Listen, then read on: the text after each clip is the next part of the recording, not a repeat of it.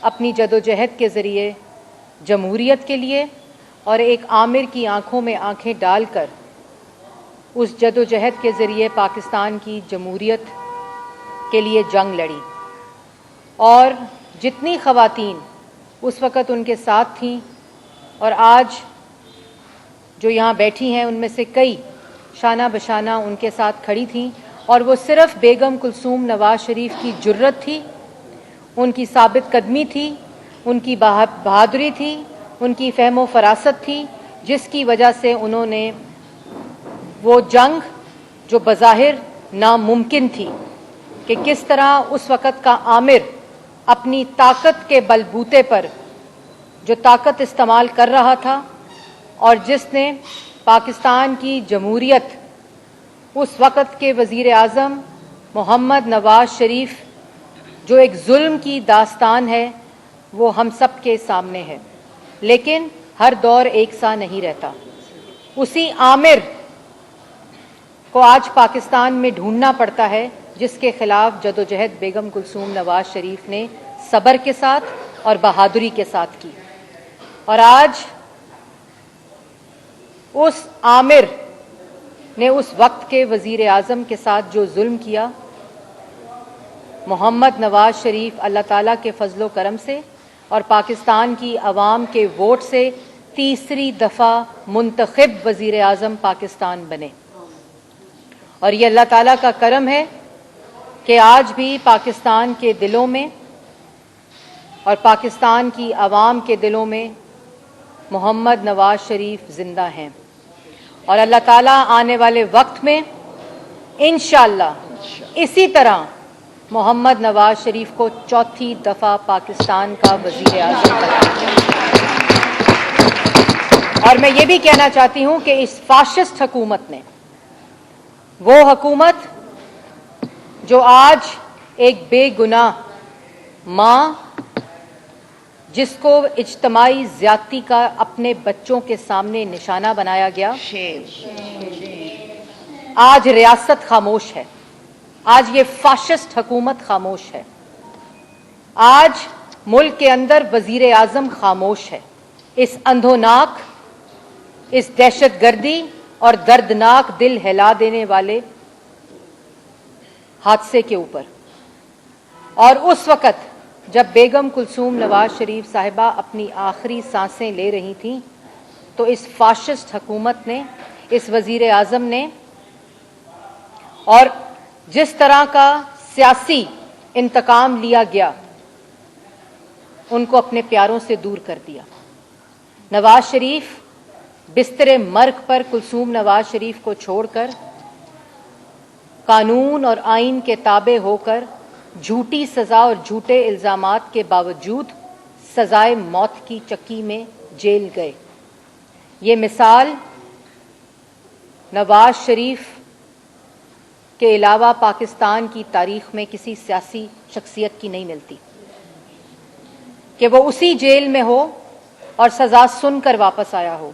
ये सिर्फ इसलिए कि जो लोग आवाम की खिदमत करते हैं, जो मुल्क को एटमी कुव्वत बनाते हैं, जो मुल्क के अंदर से दहशतगर्दी निकालते हैं, जो मुल्क के अंदर दहशतगर्दों की आंख में आंख डालकर देखते हैं, जो मुल्क के अंधेरे मिटाते हैं, जो मुल्क की तरक्की के लिए दिन रात काम करते हैं, उनको अपने मुल्क की मट्टी से प्यार होता है।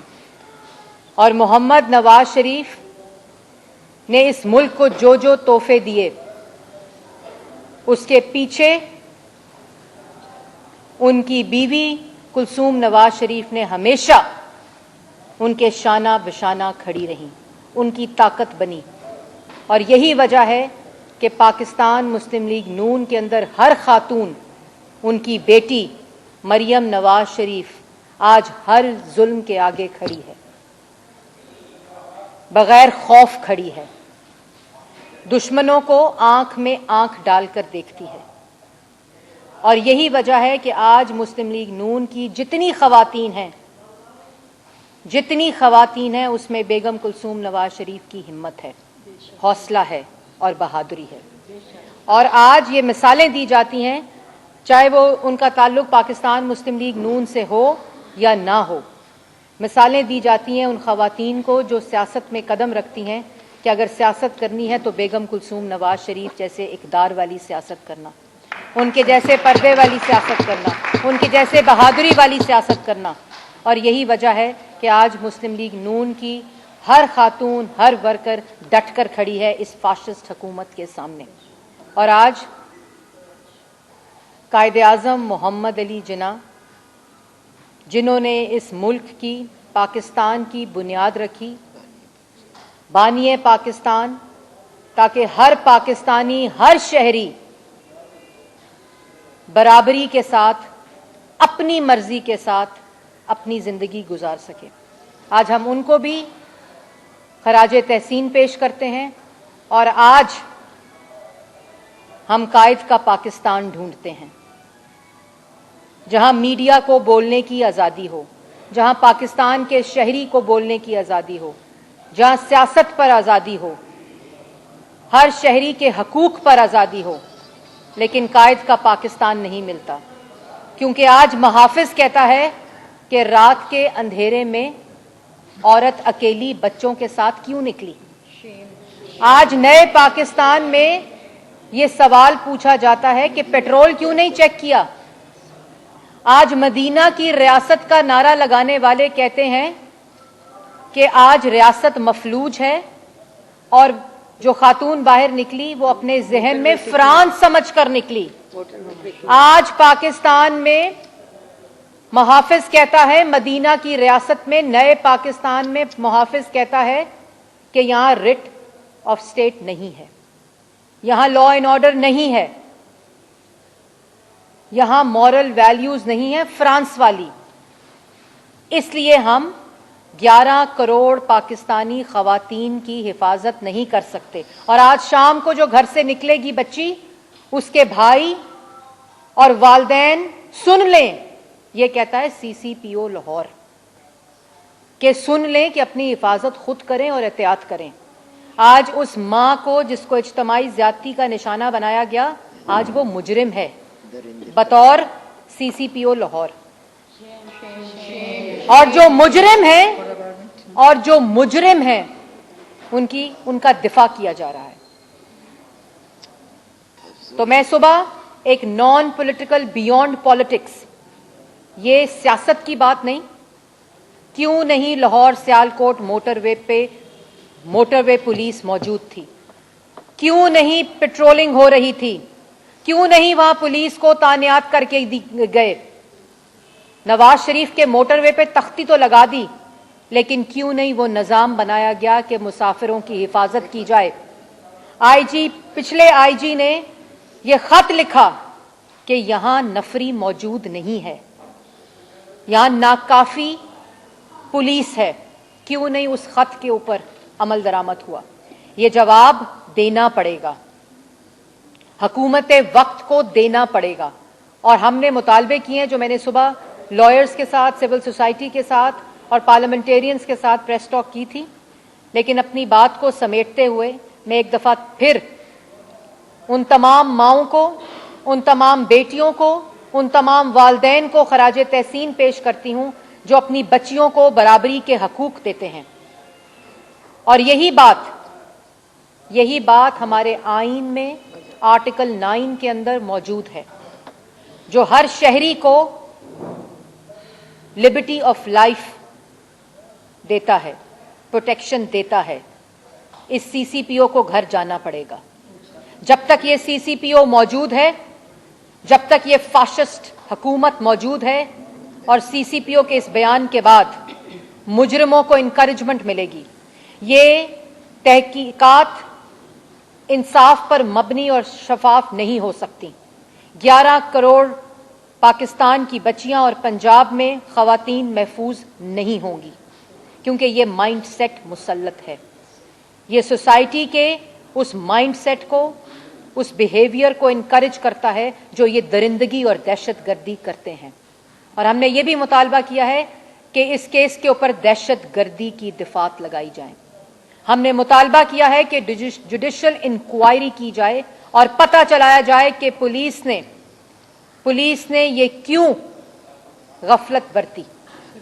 और हमने ये भी मुतालबा किया है कि जो सजा उन दरिंदों को, उन रेपिस्ट को दी जाए, वही इस जो रेप विक्टिम शेमिंग जिसने की है, जो सीसीपीओ लाहौर है, उसको भी वही सजा दी जाए। क्योंकि असल में ये वो दरिंदगी और दहशतगर्दी का माइंडसेट है जो फरोग देता है इस किस्म के फेल को। इस पे कोई सियासत की बात नहीं। और आज सदर पाकिस्तान मुस्लिम लीग नून ने भी, शहबाज शरीफ साहब ने भी, आपको याद होगा ज़ैनब केस, शहबाज शरीफ साहब रातों को सोए नहीं जब तक उस मुजरिम को कैफरे किरदार तक नहीं पहुंचाया। उस वक्त पूरे निजाम को हिला के रख दिया शहबाज शरीफ ने, और आज अवाम को वो फर्क महसूस हो रहा है। वजीर आजम पाकिस्तान नवाज शरीफ में, और वो वजीर आजम जो आज 48 घंटे गुजरने के बाद खामोश है। वो वजीर आला पंजाब जिसने मुजरिम को सजा दिलवाई, जिसने पूरी इन्वेस्टिगेशन तक निजाम को हिलाए रखा, और आज वो वजीर आला पंजाब जो खामोश है। इसलिए हम ये मुतालबे करते हैं, और इंशाअल्लाह ये मुतालबात जब तक पूरे नहीं होंगे, यही खवातीन जो आपको नजर आ रही हैं ये सड़कों पर होंगी। सीसीपीओ को घर जाना पड़ेगा इस बयान के बाद। और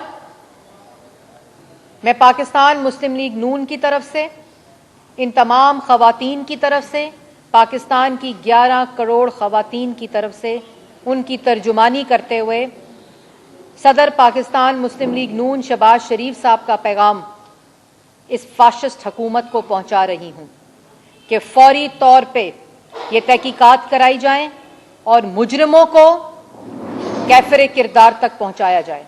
आप सबका बहुत शुक्रिया।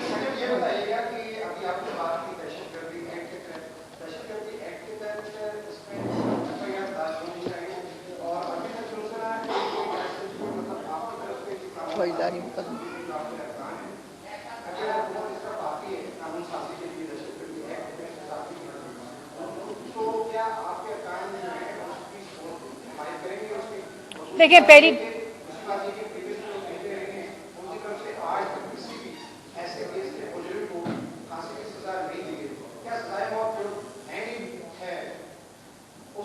देखिए मैं पहली बात तो यह है कि दहशतगर्दी की दफात इस केस में भी लग सकती हैं।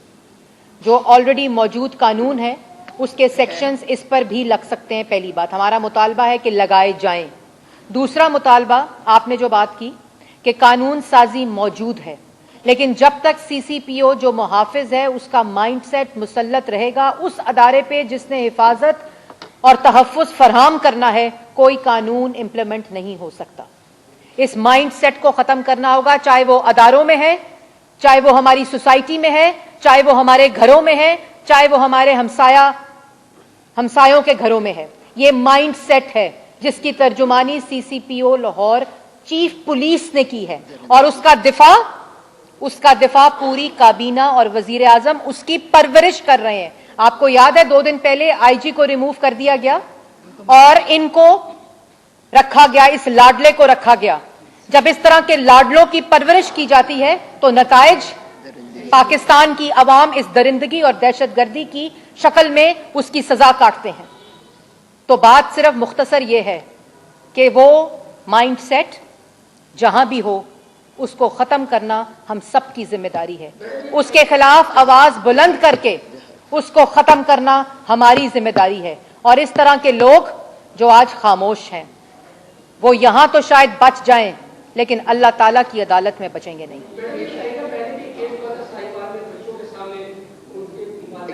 सबके सामने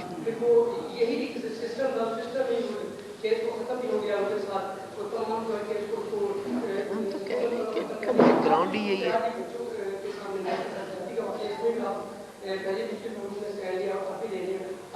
उठना पड़ेगा।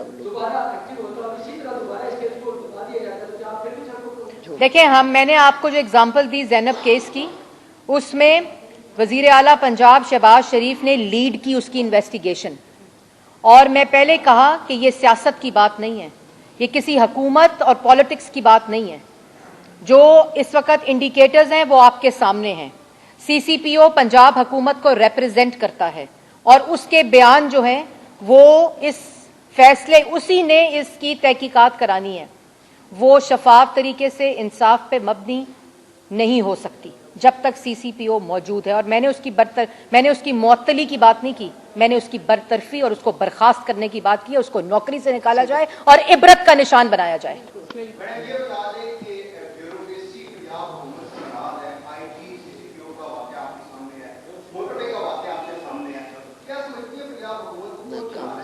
देखिए, बात सुने, बात यह है कि जिस वक्त सिलेक्टेड आरटीएस बिठाकर वजीर आजम लाया जाएगा तो ब्यूरोक्रेसी उसके नीचे काम करने से इनकार कर देगी।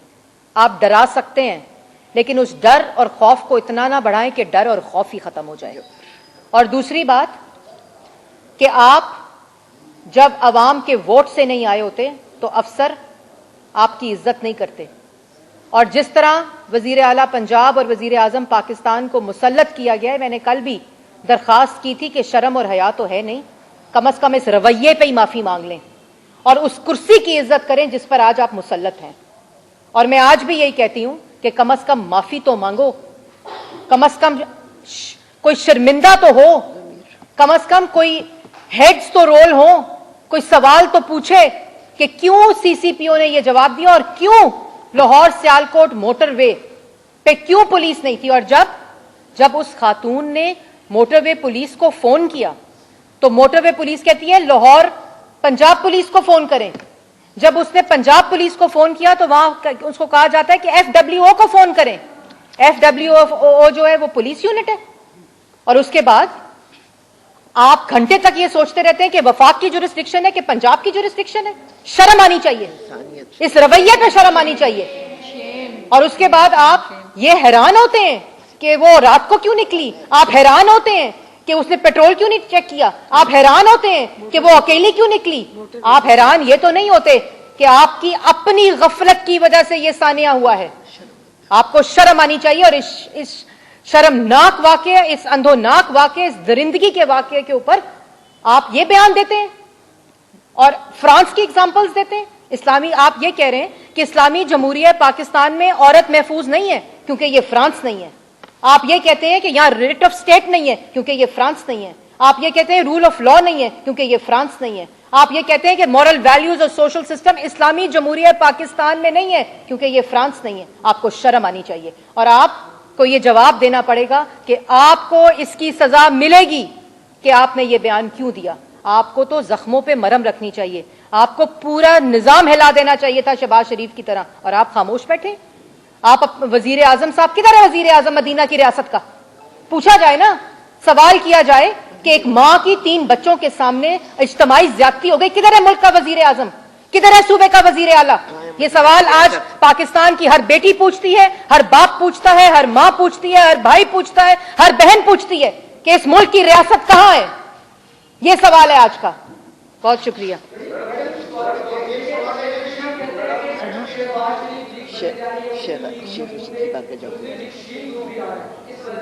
देखें, मैं सिर्फ ये कहूंगी कि मुस्लिम लीग नून के महरूने मिन्नत जो सियासतदान हैं, जो सियासतदान मुस्लिम लीग नून के महरूने मिन्नत हैं, उनकी सियासत मुस्लिम लीग नून से शुरू हुई और जब मुस्लिम लीग नून को छोड़ा, नवाज शरीफ को छोड़ा, तो उनकी सियासत दफन हो गई। तो ये जो जिस किस्म के कमेंट्स हैं, ये बात करने से पहले अपने गिरबान में झांकें।